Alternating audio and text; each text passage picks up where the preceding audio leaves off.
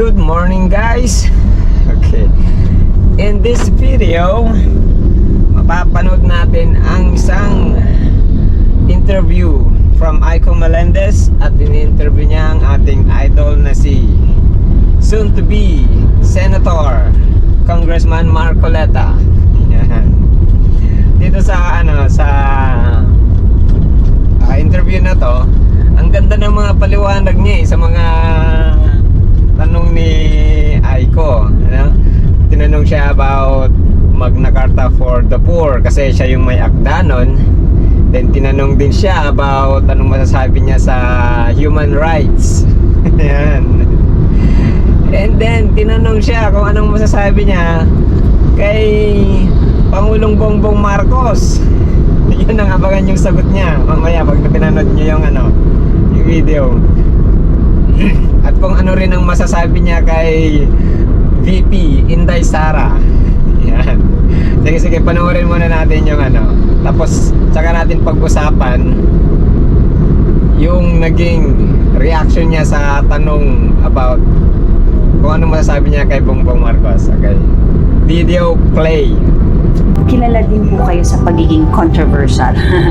Alam natin yun. Ang dami niyo po mga statements lately po na talagang very controversial. So meron po akong mga tatanong po sa inyo. Yes, ma'am. Kung meron po kayong mga one word, kung kaya niyo po one word, di mas maganda po. Pero kung gusto niyo po i-expound yun, sige po. Unang-una po, Magna Carta for the poor people po.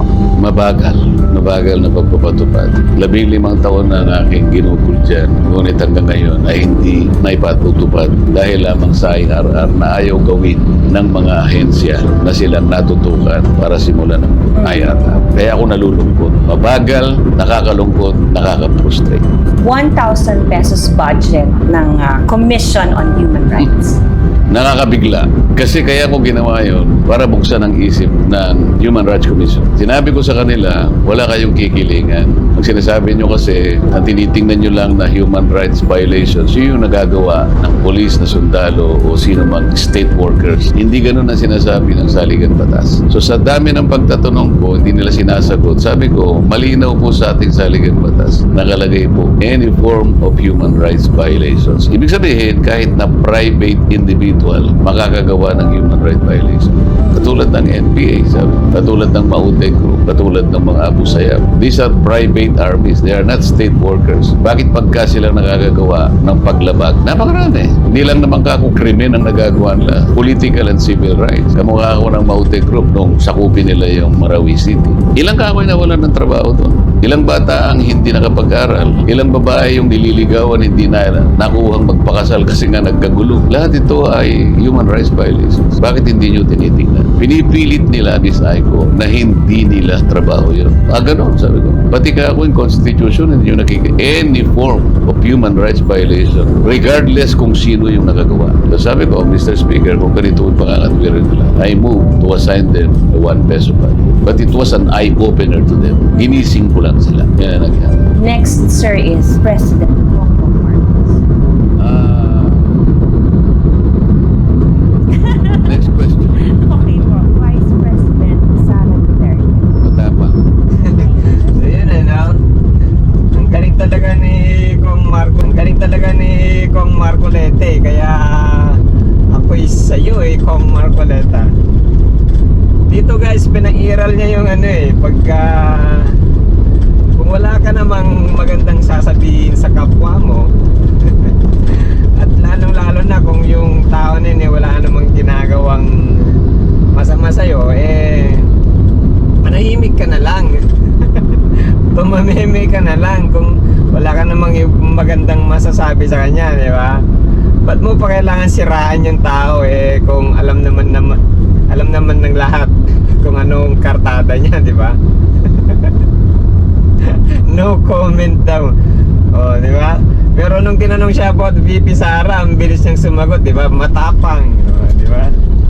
Alam niya kaagad Pero kung wala kang magandang sasabihin sa isang tao, wag ka nang magsalita. Siguro tong si Kong Marcoleta marami siyang alam na hindi ka nais-nais kaya Bongbong kaya no comment na lang eh. At siguro walang sumagi sa isip niya yung time na yon. Walang magandang bagay na sumagi sa isip niya about Bongbong, kaya parang nahihirapan siyang magagilap ng magandang bagay eh, no? Napansin niyo yun, nag-post siya ng ilang, siguro may 1 minutong nag-isip siya, pero wala talaga eh. Pero hindi siya nagsabi ng kahit anong kontra, di ba? Ganun eh, napaka-gentleman talaga ni Kong Marcoleta eh, no? Si Bibi Sara eh, hindi na siya halos nag-isip eh, matapang. Oh. Ay, napakatapang naman kasi talaga ni Bibi Sara.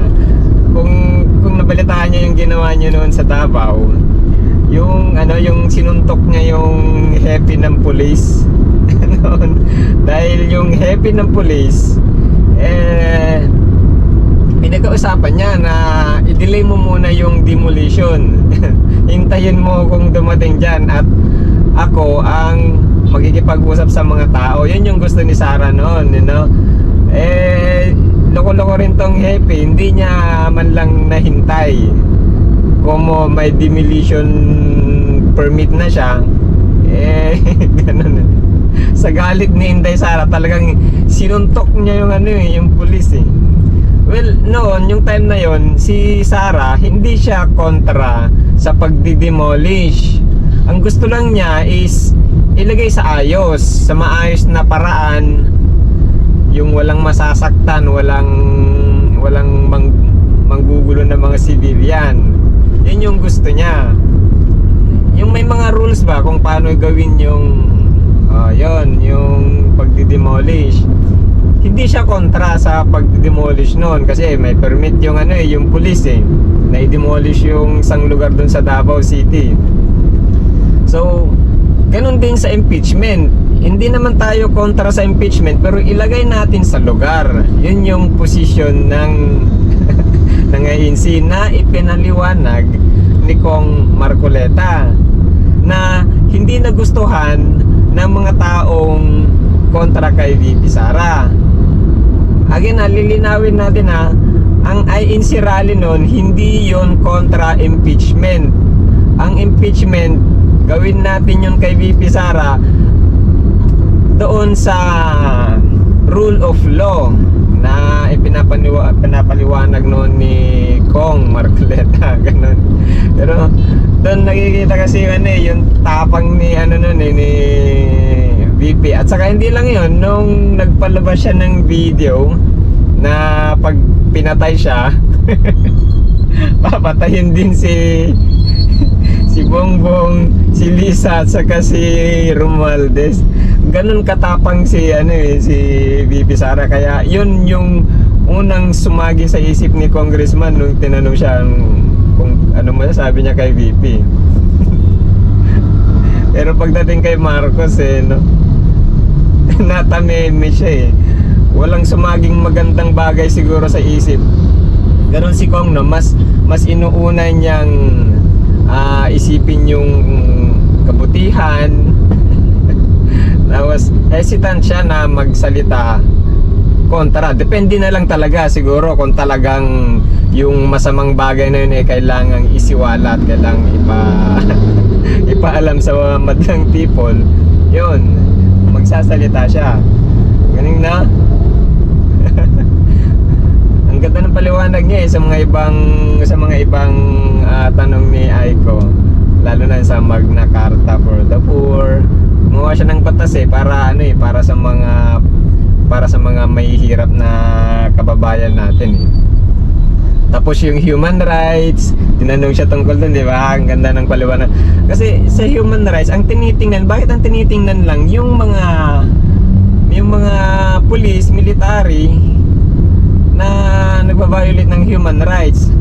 Ang punto ni Kong Marcoleta, how about those private entity na nagbabiolate ng human rights? Ba't hindi tinitingnan ng Human Rights Commission yun? Dapat patas ang batas. Kasi ang batas, ginawa yan hindi lang para sa specific na tao, specific na institution. Ang batas is para sa lahat. kalaban ni Kong Marcoleta. Di ba? Saan ka naman nakakita ng politician na ganyan ang pananaw? Pantay-pantay ang gusto niyang pagpapatupad ng batas. Wala. Si Kong Marcoleta lang. Kaya sana guys, kinakampanya ko Congressman Marcoleta para sa Senado. Okay? Di ba? Ay, nako. Dito sa Tagum, makulimlim na naman. Overcast na naman ang sky namin dito. Gray sky. Maghapon na naman siguro tong ganito. Okay guys, thank you so much sa pakikinig, sa pagpanonood. And kung hindi ka pa nakasubscribe dyan, baka naman. Okay. Para naman dumami-dami tayo sa ano. Diba? Ano yun? Matagdagan naman ng mga subscriber natin dyan. Malay mo, may pangarap din tayong magka silver button. Ay, kailan kaya yun? Okay guys, again, salamat. Until the next one. Bye-bye. GoPro, stop recording.